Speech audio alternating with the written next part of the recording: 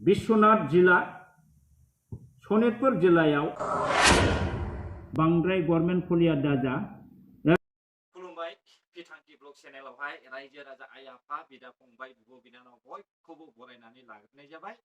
स' रायजोफोर आङो नैबे भिडिअनि सोमोन्दै फंनैसो बाथ्रा बुंनो सानदों। रायजोफोर जों नुगासिनो दङ बिटिआर एकर्ड जानायनि उननिफ्राय अमर सिंह ब्रह्मआ सनितपुर आरो गहपुरखौहाय बिटिआरआवहाय सरजाबफानायनि थाखाय जोबोद गोसोआव दुखु मोनदों। दा अमर सिंह ब्रह्मनि बुंनाय बायदिब्ला सनितपुर आरो गहपुरा सरजाबफानोनो नाङामोन, मानोना अमर सिंह ब्रह्म बायदि सासे अफिसारानो बिटिआर एकर्डखौ सावनो नागिरदों। दा अमर सिंहआ जोंनि आबसुनि दैदेनगिरि दिपेन बर' सारनियावहाय माखासे कुइसन खालामदों। बे सनितपुर आरो गहपुरखौहाय होबथाग्रा बा बादा होग्रा रावबो गैया बर'फोरनि गेजेरावहाय। दा जों मिथिनो मोनदों सनितपुर आरो गहपुरनि मानसिफ्रानो हाग्रामा महिलारि आरो दावराव देख्रेबखौहाय सनितपुर गहपुरा एक एंसिबो सिमा बाराया होननानैहाय बुंदोंमोन होननानैहाय बिथांमोनानो बै समावहाय जेब्लानाखि आसामनि chief minister doctor Himanta Biswa शर्माया फोसावनानै होदोंमोन सनितपुर गहपुरा 41टा गामि सोसनजाबाय होननानै। बे समावनो गहपुर आरो सनितपुरनि रायजो राजाफ्रा बुंदोंमोन जे दावराव देख्रेब आरो हाग्रामा महिलारिमोन बायदियानो सनितपुर गहपुरा एक इंसिबो सिमा बाराया होननानै बुंदों।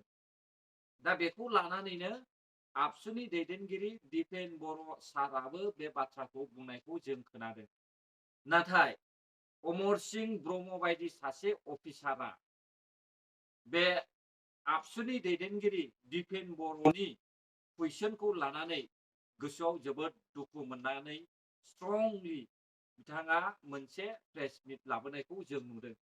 नाथाय बिसोरबायदि इसिबां अफिसार जासेयावबो गियान थासेयावबो मेलेमजिबिब्लाबो बुजिनो रोङि बायदि बाथ्रा बुंग्रानि भिडिअखौ सोरबायदि मानसिया लाबोयो।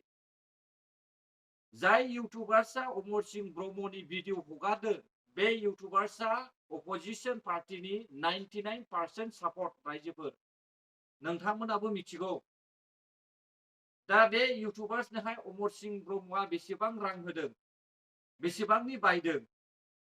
नाथाय आं बुंनो सानदों रायजोफोर अमर सिंह ब्रह्मआ बै बिपिएफ सरकारनि आमोलावहाय सासे सिं टाइटेल लानानैहाय बिअनि अफिसार जानो हादों। नाथाय दिनैनि बायदि जे सरकार सलायनाय बे सरकारावहाय अमर सिंह बायदि अफिसारा मोनसे गामिनि सुइस गेटनि सुखिदार जानोबो समाया बिनि बाथ्रा बुंनायखौ लायोब्ला। स' रायजोफोर बिपिएफनि गेजेरावहाय दैदेनगिरि साबिसेया सनितपुर गहपुरनि बाथ्रा बुंदों। दिनैसिमबोथ' रावबो बुङाखै, जोंथ' खोनायाखै। नाथाय अमर सिंह ब्रह्म बायदिया सनितपुर आरो गहपुरखौहाय हाबजानो बानायनि थाखायनो बियो बार बार बाथ्रा सावरायनायखौ जों खोनानो मोनदों।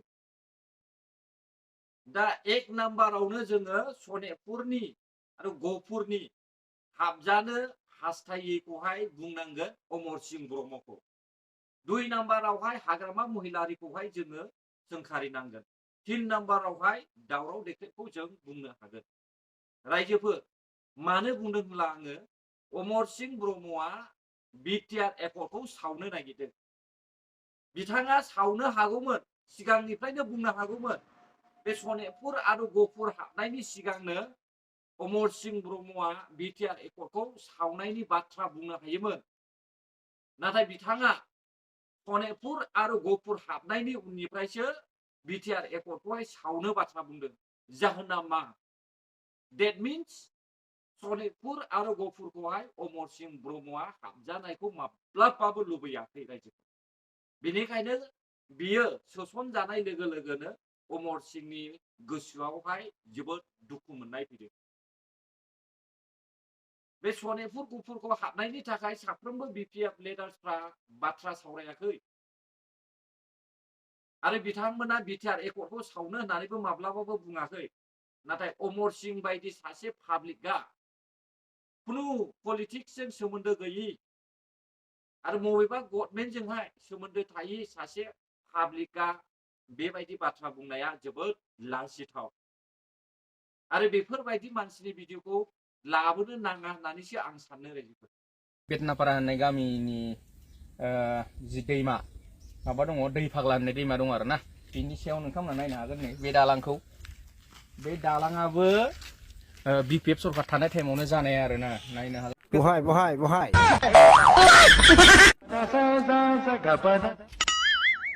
Oh no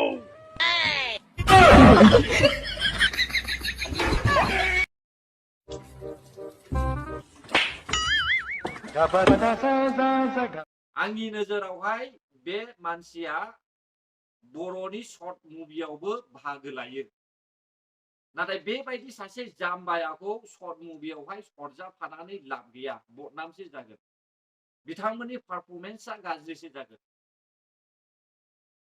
दा बे बिथांनि बुंनाय बायदिब्ला हाग्रामा महिलारिया दालां ब्रिज स्कुल कलेज बानायदों बिल्डिं लुदों होननानै बुंदों अब्लालाय बे बिल्डिंनि सिमेन्टखौनो देखा देखायै जानानै था जाम्बा लरग नै जोंनि आइडेन्टिटिया थ्रेटेनिं जाबाय जोबनाय लामायाव फैबाय साननैसो आगोल जोङो इउटिउबाव नुनो मोनदों दुलाराय बर' फरायसा आफादनि आफादगिरि दिपेन बर' बिथाङा गहपुराव सिमा बारायनायखौ लानानै रंजा बाजा जे हाबाफारि बिथांमोनहा लादों बे रंजा बाजा हाबाफारियाव बाहागो लानानै बिथाङा मोनसे प्रेस स्टेटमेन्ट होदों बे प्रेस स्टेटमेन्टआव बिथाङा गहपुरनि सिमा बारायनायाव हेंथा होग्रा माखासे बर' दैदेनगिरि एबा सुबुंफोरखौ सोंखारिदों बिथाङा बुंदों जे बै समाव गहपुरसिम सिमा बारायनायखौ हेंथा होग्रा होबथाग्रा बादा होग्रा सुबुंफ्रा दिनै बहा दं दिनै रायजो राजाया गहपुर सनितपुराव एथ' रंजा बाजा जादों नोंथांमोनहा गहपुरखौ थैब्लाबो गहपुरा बिटिआरआव हाबा होननानै बुंदोंमोन दिनै बहा दं नोंथांमोनहा दिनै माथो हाबखो बे खोथाखौ बिथाङा दाथियै माने बुंदों नाथाय आङो बेवहाय बुंनो लुबैदों जे बिटिआर एकर्ड जानाय समाव बा जाखांनायनि उनाव बिटिआरनि सिमनाखौ गहपुरसिम बारायनायाव होबथाग्रा रावबो खुब सम्भब मानसि गैया रावबो बर' सुबुङा रावबो बर' लिडारा आं साननायाव आं नुनायाव रावबो होबथायाखै दा अब्ला बिथाङा होबथाग्रायानो रावबो गैया सोरखौ होबथाग्रा साजायनानै बिथाङा बे बाथ्राखौ बुंखो जुदि बिथाङा होबथाग्रा दं होननानै मिथिगौबा आङो बिथांखौ खावलायगोन बिथां जाय बादा होग्रा बिसोरनि मुंखौ रोखा रोखा खारिनांगौ आरो नेक्स्ट बाइट बिथाङा होबावबा बेवहाय फोरमायनांगौ जे सोर सुबुङा गहपुरसिम सिमा बारायनायाव माने होबथायामोन दा बेबादि जुदि बिथाङा नामखौ बुंनो हायाबा आङो बिथांखौ बुंगोन बिथाङा नंखाय खोथा बुंदों दिनै आं सानो खुनु बर' मानसिया बिटिआर बा बिटिसिनि सिमा बारायनायाव रावबो हेंथा होआ नाथाय जोंनि माखासे सानसुमै बिथांमोनहा बर'नि अलखदखौ नुनानै बै समाव पिआइएलसो होदों नाथाय पिआइएल होनायनि मिनिङा गहपुरसिम सिमा बारायनायखौ होबथानाय बेखौ बुजाया